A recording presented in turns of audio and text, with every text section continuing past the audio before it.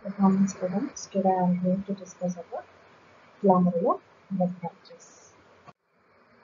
So it is also one of the common diseases affects the treatment criteria, and it is one of the diseases that is presented commonly with hematuria, that is with the blood in urine.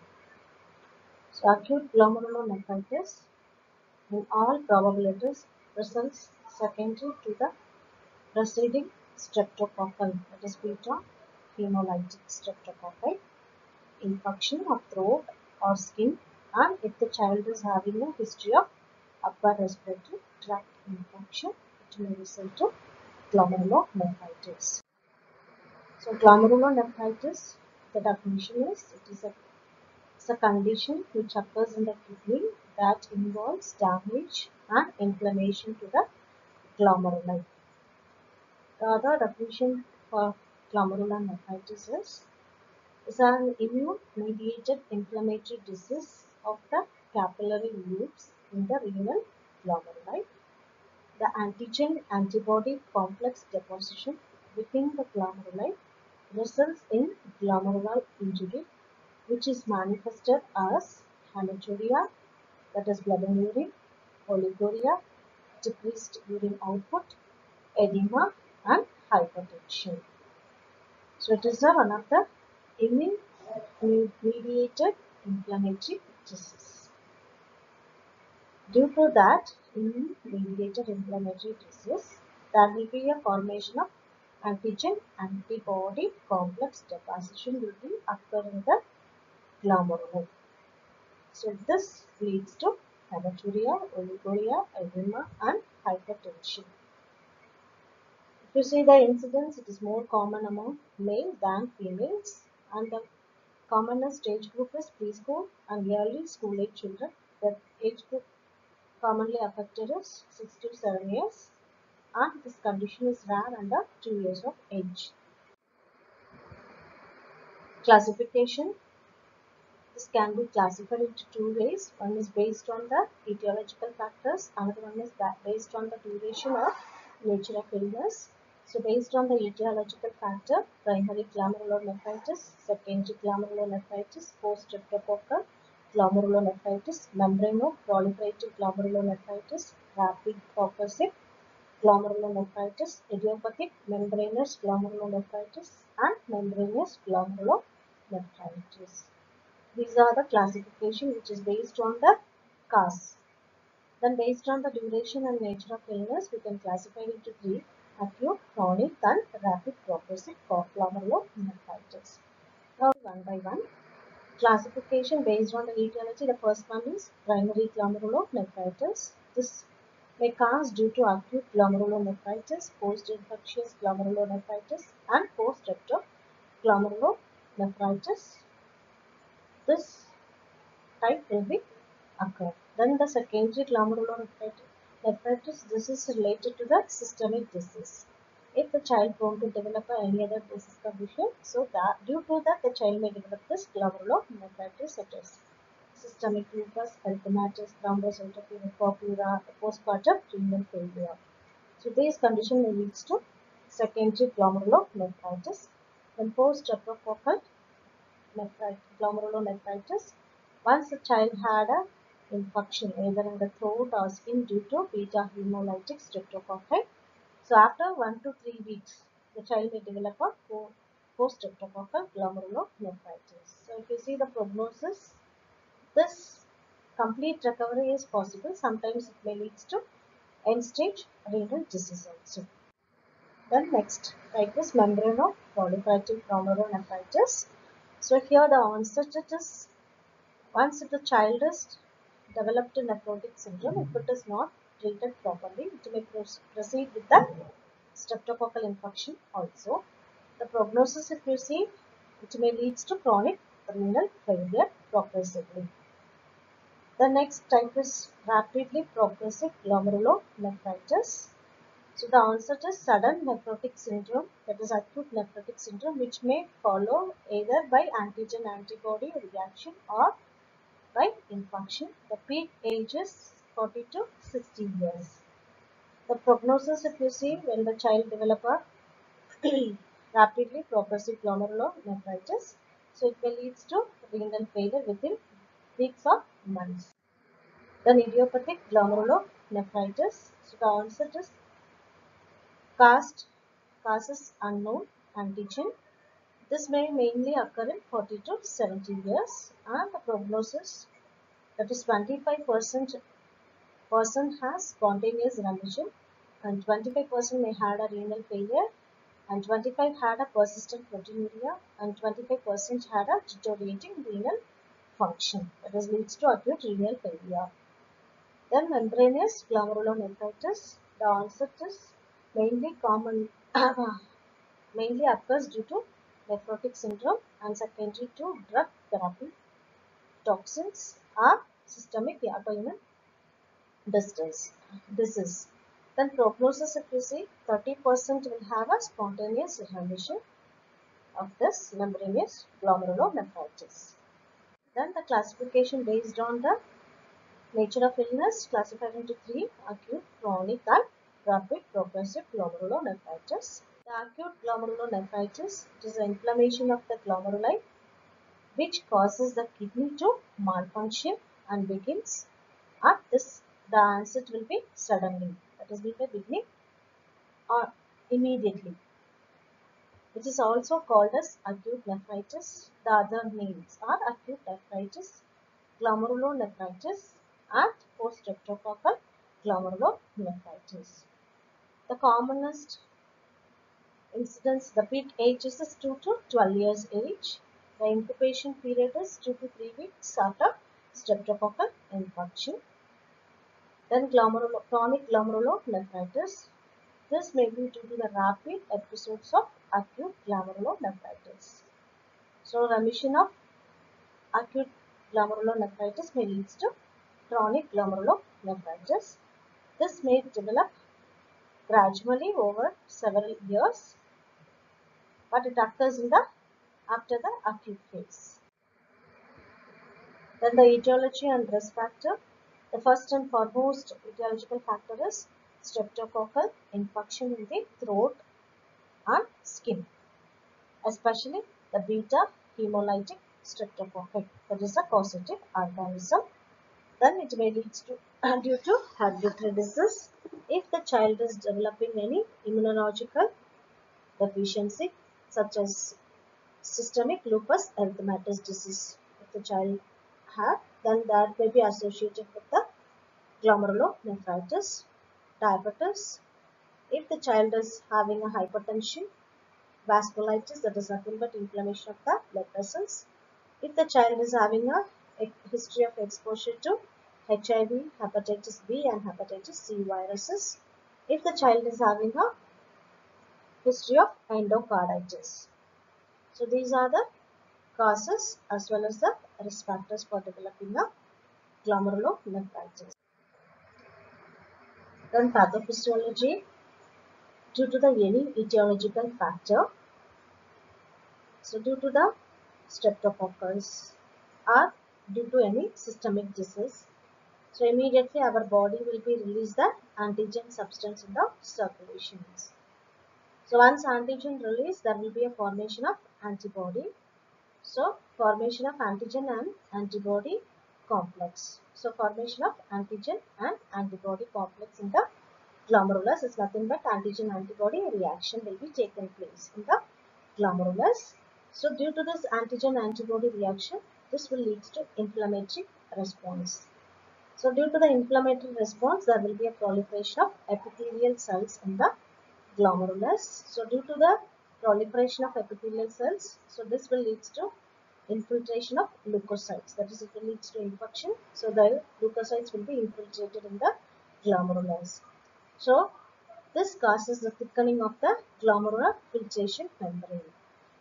Due to proliferation of epithelial cells and the leukocytes infiltration causes thickening of the glomerular filtration membrane. So this may lead to scarring and loss of glomerular filtration membrane. So due to the loss of glomerular filtration membrane, this causes decreased glomerular filtration rate and glomerulus plasma flow. So due to this decreased glomerular filtration rate, there will be a retention of sodium and water in the body. So this causes edema and hypertension. So once there is a retention of sodium, so this will be activate the renin-angiotensin system. So this causes edema and hypertension. Then coming to the clinical manifestations, there are three important cardinal things, that is hematuria, blood in urine. The child may develop edema, proteinuria, that is more than 3 gram of proteinuria per day, hypoproteinemia. These are the four important clinical manifestations occurs in the glomerulonephritis. So the edema, if you see, it will be mild. So as soon as morning, if you see, the child will have a periorbital edema. Then this, due to the edema formation, the child may have a rapid weight gain. So this edema may be generalized, especially influenced by the posture. Then this may cause, due to the inflammation, this may cause reduced glomerular filtration rate. So this causes acidonia, that is accumulation of the blood urea nitrogen in the body. Then the urine may appear cola colored because of red blood cells and protein plaques and cast present in the urine. So Coca-Cola colored urine will be there. So if it is not treated properly, if it leads to severe, then the child may develop oliguria and renal failure, hypertension, hypoalbuminemia, hyperlipidemia, and fatty cast in the urine. Then blood urea nitrogen and serum creatinine level may increase and the urine output will be decreases.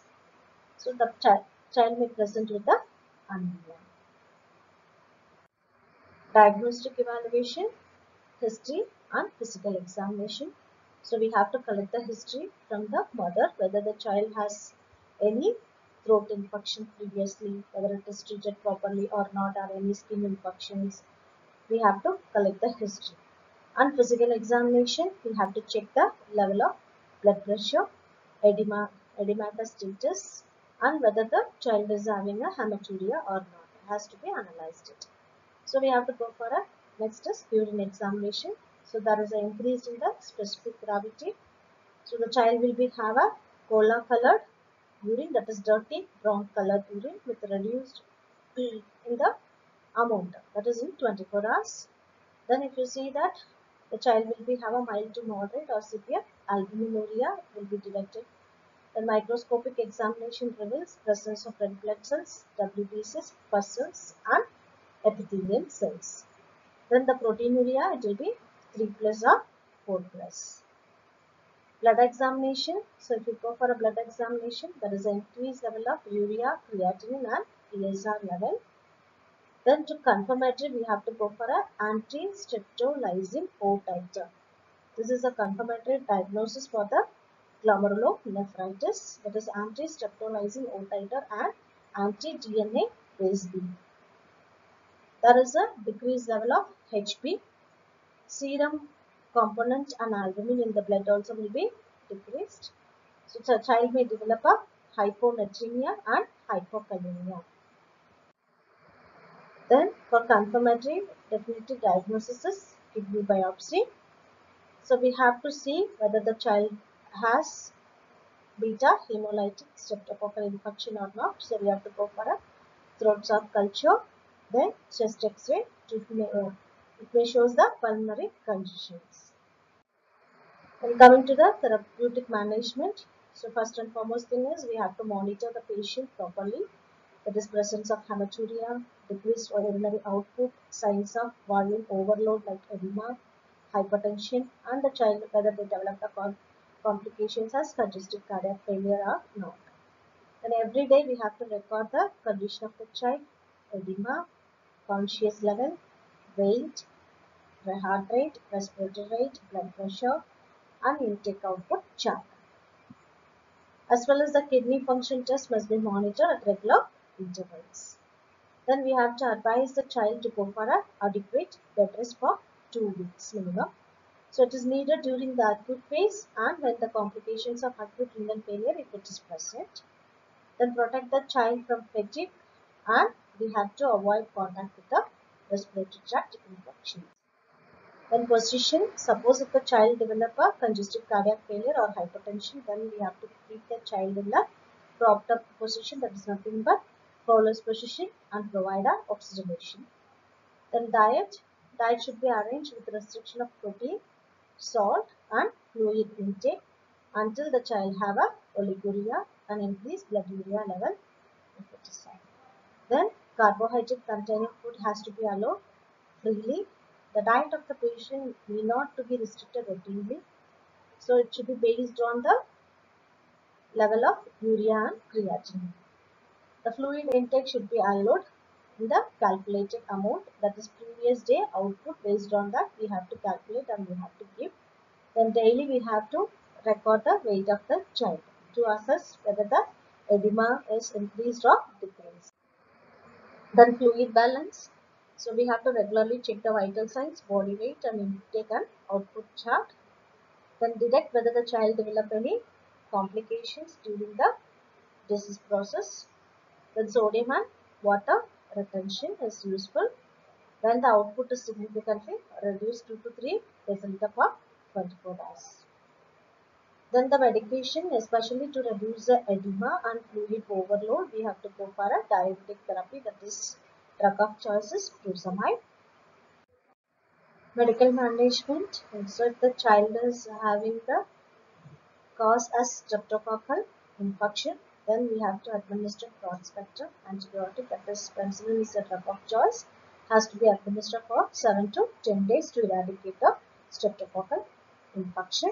Then antihypertensive drug, the drug choice of drug is nifedipine and atenolol, has to be provided for the child, and diuretics used to control the hypertension as well as to reduce the edema. Then magnesium sulfate has to be prescribed when the child develop a encephalopathy. If the child has developed a complication as encephalopathy, this helps to reduce the cerebral edema. Then sedative has to be, that is drug of choice is diazepam when the child is restless. Then management of complications such as congestive cardiac failure, hypertensive, encephalopathy should be treated promptly to prevent as a life-threatening outcome. So we have to go for a dopamine infusion and steroid therapy as well as the respiratory support has to be provided once if the child develops complications. Then the nursing diagnosis are ineffective tissue perfusion related to damage to glomerular function, impaired urinary elimination related to glomerular dysfunction, infection related to A beta hemolytic streptococcal infection, fluid volume excess related to diminished glomerular filtration, activity intolerance related to edema, impaired skin integrity related to edema, imbalanced nutritional status related to albuminuria and GI disturbances, fear and anxiety related to disease process, high risk for developing seizure activity related to hypertensive encephalopathy, knowledge deficit regarding the care of child with renal disease and continuation of care at the home.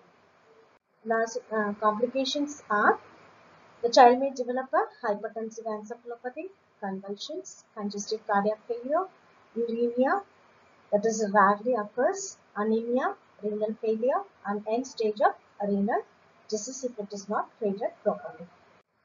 Then the nursing assessment, monitor vital signs, monitor the intake and output chart strictly, and maintain the dietary restrictions during the acute phase. Encourage adequate bed rest during the acute phase.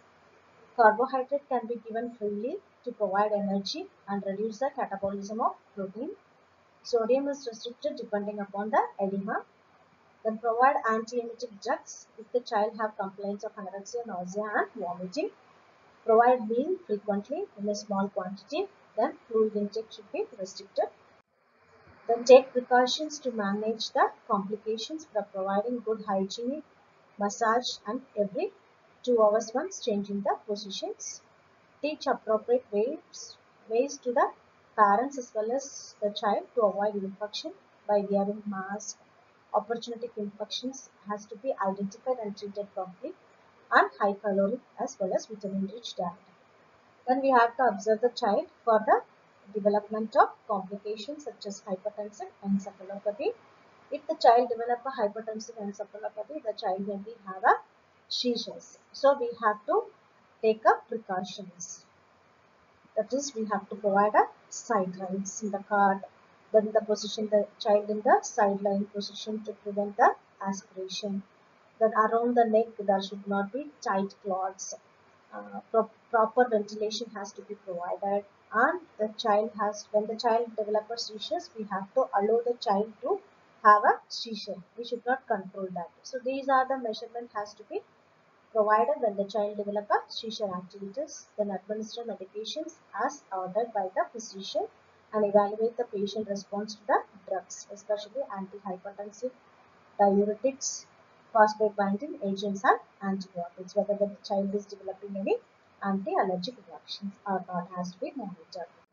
Then the preventive measures are proper hygienic care has to be provided to avoid the bacterial infections. Then prompt medical assessment has to be provided, taken for necessary antibiotic therapy when the infection is suspected. Then prophylactic immunization has to be given according to the age. Thank you.